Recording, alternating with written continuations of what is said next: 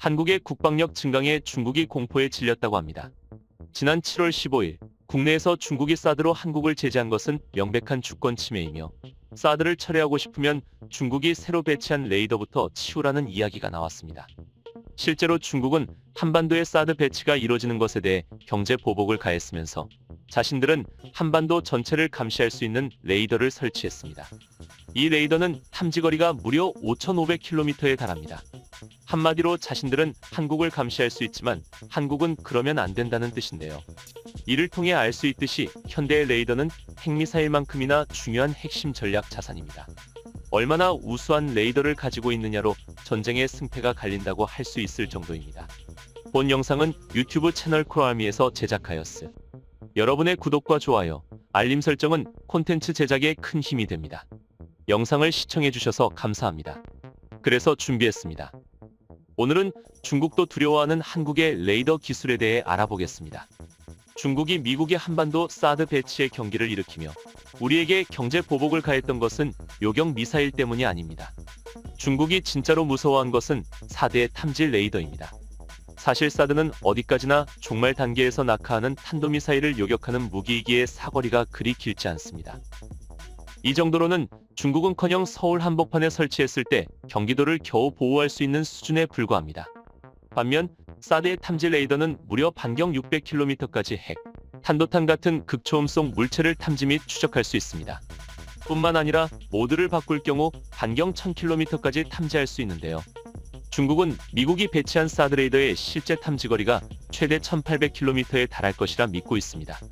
그리고 만약 중국의 믿음대로 사드 레이더의 탐지거리가 1800km라면 미군이 부산에 사드 레이더를 설치하더라도 중국의 거의 모든 대도시를 사정권에 둘 수 있습니다.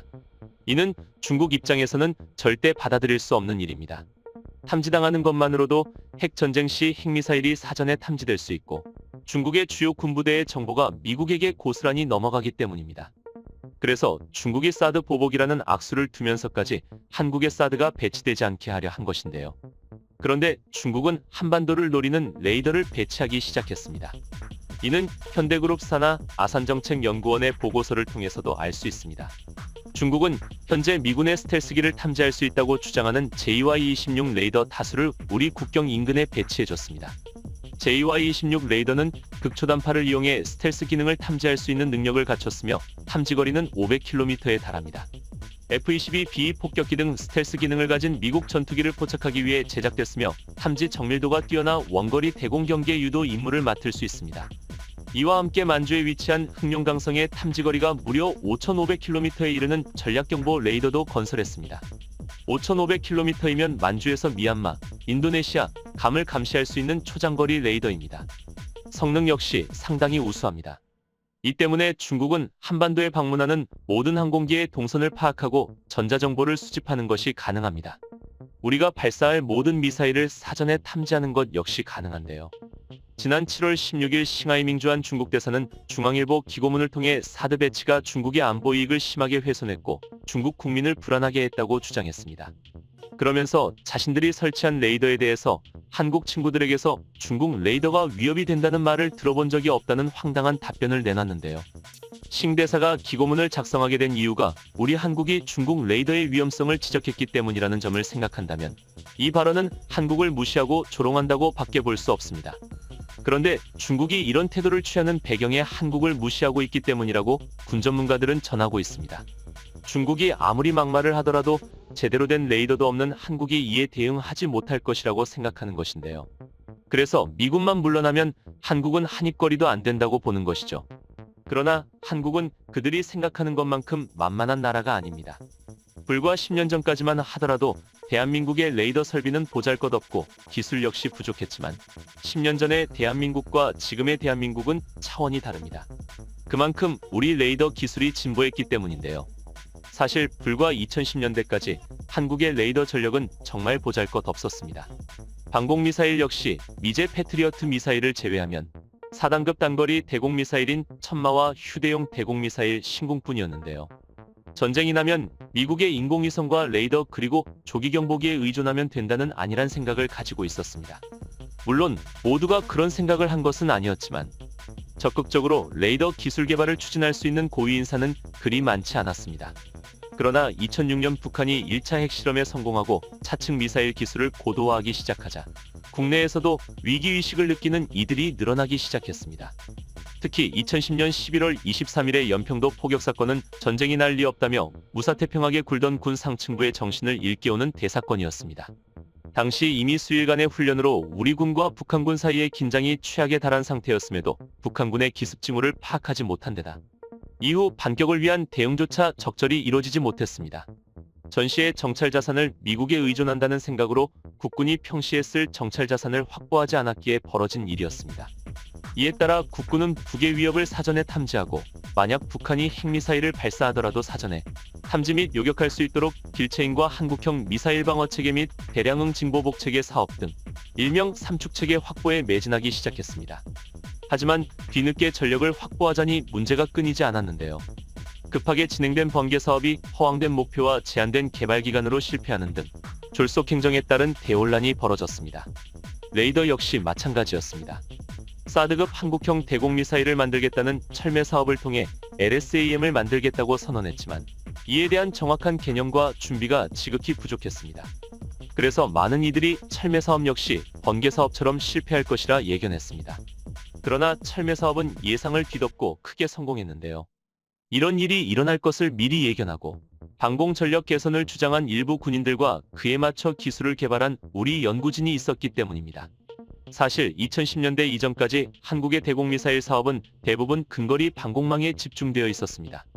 적외선 시커를 활용한 보병용 휴대용 미사일인 신궁이나 4단급 방공망을 책임지는 천마 등만이 만들어졌는데요. 이는 그 당시 한국이 만들 수 있고 또 필요로 한 무기가 그 정도뿐이라고 생각했기 때문입니다. 군단 이상의 제대를 보호할 방공망은 주한미군을 중심으로 미군에 의존하면 된다는 것이었는데요. 하지만 천마를 개발한 우리 연구진은 그렇게 생각하지 않았습니다. 천마 단거리 지대공 미사일은 단거리 궤도형 대공미사일 체계입니다. 사실 천마도 따지고 보면 굉장히 성능 좋은 무기체계입니다. 이와 유사한 무기를 개발한 나라는 미국, 영국, 프랑스, 독일, 스위스, 이스라엘, 러시아 등 모두 군사 선진국들 뿐입니다. 그런데 우리 연구진이 개발한 천마는 성능 면에서 이들의 미사일과 동등하거나 오히려 더 우수하다고 평가받습니다. 천마는 프랑스의 크로탈 미사일 기술을 이전받아 개발한 미사일임에도 원작보다 성능이 오히려 우수한데요. 특히 단일 궤도 차량이 자체 탐지 추적 레이더와 자동화 사격 통제 장비를 통해 표적 탐지에서 사격까지 모든 과정을 처리할 수 있다는 점이 장점으로 여겨집니다. 과거 우리 군 관계자들은 구소련 붕괴와 러시아 경제 위기를 기회로 삼할 러시아와 방산협력을 강화하기 시작했는데 그 결과물로 개발된 것이 철매의 사업의 결과물인 천궁 블록 1 미사일입니다. 천궁은 다기능 레이더 MFR과 콜드런칭 기술이 적용되어 있습니다. 이 기술은 미국도 함부로 넘겨주지 않던 최신 기술이었습니다. 하지만 한국은 국제정세의 변화를 이용해 미국도 극비로 취급하는 기술을 확보하는 데 성공한 것입니다. 이와 함께 다기능 레이더는 미사일을 중간에 유도할 수 있을 정도로 우수한 성능이 있어야만 만들 수 있습니다. 별도의 추적 레이더나 일루미네이터가 없어도 미사일을 계속 유도할 수 있어 차량형 대공미사일에 꼭 필요한 기술입니다. 그리고 바로 이 기술이 있었기에 천궁 블록2와 LSAM이 개발될 수 있었던 것입니다. 천궁 블록2는 탄두의 성능과 속도를 크게 올려 탄도탄 요격 고도를 15km에서 20km로 확장했으며 유효 사거리와 최대 상승 고도를 상승시켰습니다. 꾸준히 성능 개량을 추진했기에 가능한 성과였는데 그 결과 주변국들은 당연히 실패하리라 예견했던 LSAM을 성공적으로 우리 한국이 개발한 것입니다. LSAM은 AESA 레이더를 탑재해 탐지거리와 탐지 정확도가 비약적으로 상승했으며 축적된 로켓 기술을 바탕으로 더 빠르고 멀리 날아갈 수 있도록 만들어졌습니다. 탐지거리는 무려 300km가 넘고 요격 고도 역시 최대 100km에 달하는데요. 사거리 역시 사드에 준하는 150에서 300km 급으로 개발되고 있습니다.